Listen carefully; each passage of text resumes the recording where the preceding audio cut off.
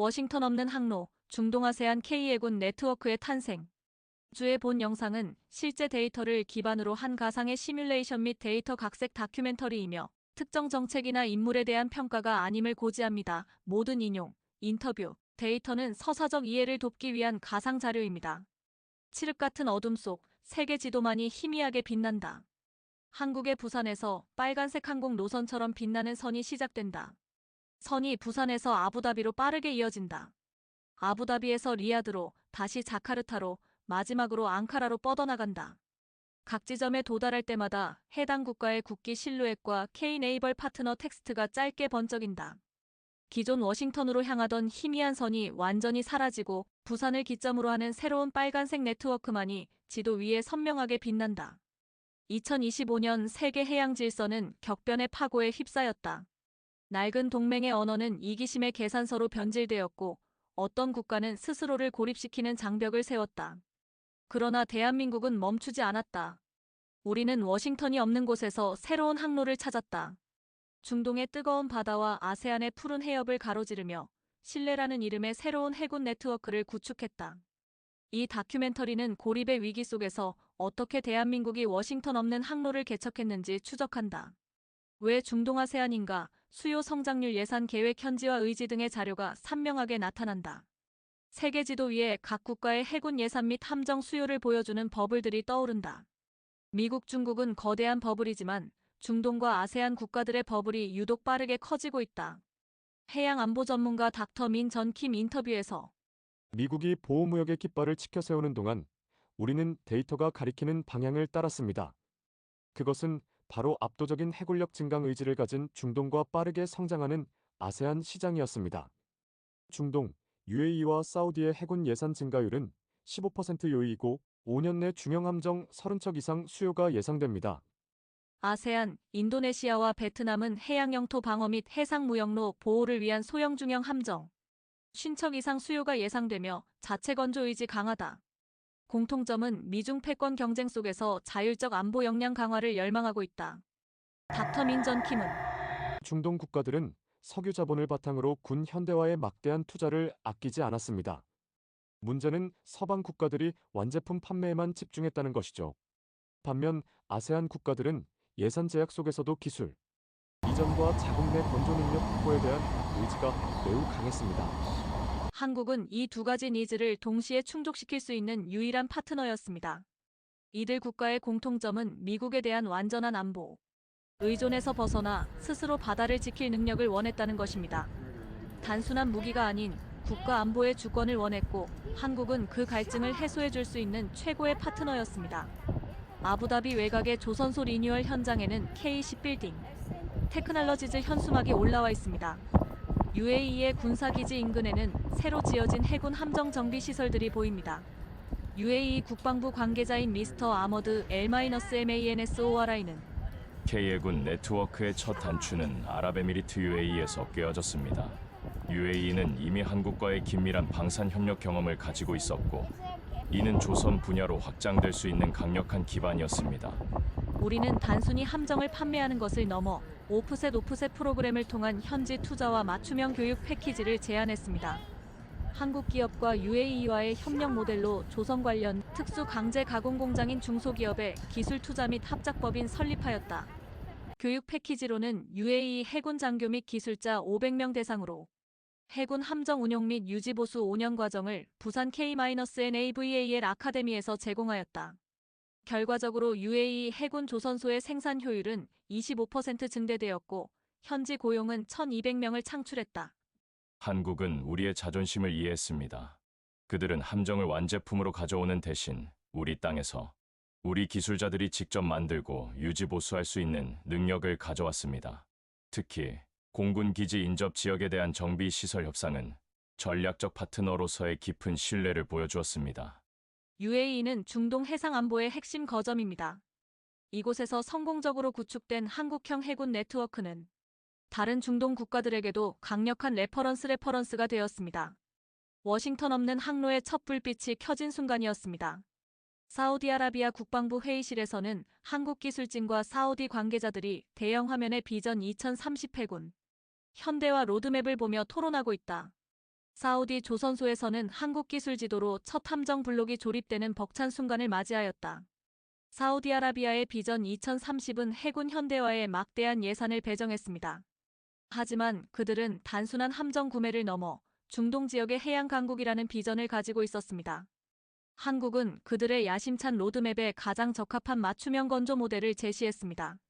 사우디 한국 비전 2030 협력의 핵심은 기술 이전 가드레일을 통한 단계적 자국 건조 역량 확보에 있으며 5년 내 중형 전투함 50% 현지 건조율 달성을 목표로 하고 있습니다.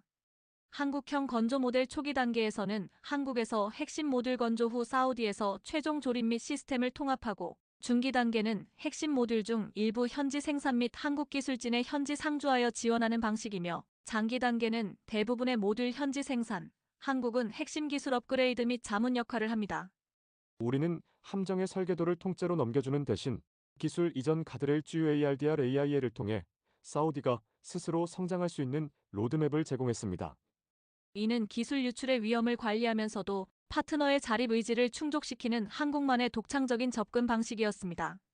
사우디 해군 고위 장교 프린스 FAHAD L-소드는 다른 서방 국가들은 블랙박스처럼 핵심 기술을 숨겼습니다. 하지만 한국은 달랐습니다. 그들은 우리를 기술을 배우고 함께 성장할 파트너로 대우했습니다. 그들의 기술 이전 가드레일은 신뢰의 증거이자 우리가 스스로의 바다를 지킬 수 있다는 희망이었습니다. 사우디와의 협력은 중동 지역 K-해군 네트워크의 확장성을 증명했습니다. 한국은 이제 단순한 무기 공급자가 아니라 국가 비전을 공유하는 전략적 파트너로 자리매김했습니다. 인도네시아 해군 조선소에서는 현지 기술자들이 한국 엔지니어들의 지도 아래 복잡한 선박 블록을 조립하고 있다. 메이드 인 인도니저 팻말이 붙은 함정 블록을 조립하는 모습과 인도네시아 해군 함정이 푸른 해역을 가로지르는 모습을 보고 승선한 현지 및 한국 해군들의 밝은 표정은 아주 좋습니다. 아세안의 거인 인도네시아는 해양 영토 방어와 해상 무역로 보호를 위해 자체 건조 역량 확보에 총력을 기울였습니다. 하지만 기술력과 경험 부족으로 어려움을 겪던 중 한국의 능력 공유 모델에 주목했습니다. 인도네시아 한국 협력 자국 건조 모델인 인도네시아 해군 경비함 K-제과급 공동 개발 및 현지 건조를 들 수 있습니다. 관세 조치 1년 후 인도네시아는 자국 기술로 건조된 첫 번째 K-제과급 경비함을 성공적으로 진수했다. 인도네시아에게는 첫 번째 자국 건조 성공이라는 역사적인 순간이었습니다. 한국은 기술의 핵심을 일방적으로 넘겨주는 것이 아니라 함께 배우고 성장하는 방식으로 현지 기술자들을 훈련시켰습니다. 이는 단순히 함정을 만드는 기술을 넘어 자신감과 자부심을 선물한 것이었습니다. 인도네시아 해군 사령관 에드머럴 BUDI SANTOSO는 우리는 한국과의 협력을 통해 구매자가 아닌 생산자가 되었습니다. 우리의 바다를 지킬 함정을 우리 손으로 만들 수 있다는 자부심은 그 어떤 무기보다 강력합니다. 한국은 진정한 파트너였습니다. 인도네시아의 성공은 다른 아세안 국가들에게도 큰 반향을 일으켰습니다.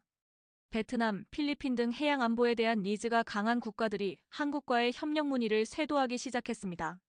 워싱턴 없는 항로는 이제 K해양연대의 확장으로 이어지고 있었습니다. 앙카라 파일럿 구축함 공동 설계 풀이 협정의 리스크 관리. 튀르키예 앙카라. 한국 기술진과 튀르키예 국방 관계자들이 대형 스크린의 구축함 설계도를 보며 열띤 토론을 벌인다. 리스크 관리 매트릭스는 기술 유출, 납기 지연, 비용 초과 등 잠재적 위험 요소들을 분류하고 한국의 대응 전략을 제시한다. K해군 네트워크는 중동과 아세안을 넘어 전략적 요충지인 튀르키예 앙카라로 뻗어나갔습니다. 튀르키예는 독자적인 구축함 건조를 추진 중이었지만 핵심 기술 분야에서 병목 현상을 겪고 있었습니다. 한국은 이곳에서 구축함 공동 설계 풀이 협정이라는 새로운 형태의 협력 모델을 제안했습니다.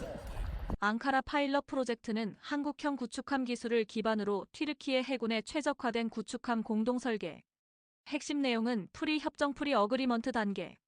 즉 실제 계약 전에 설계 단계부터 기술 지분 공유 및 리스크 공동 관리 원칙을 적용한다.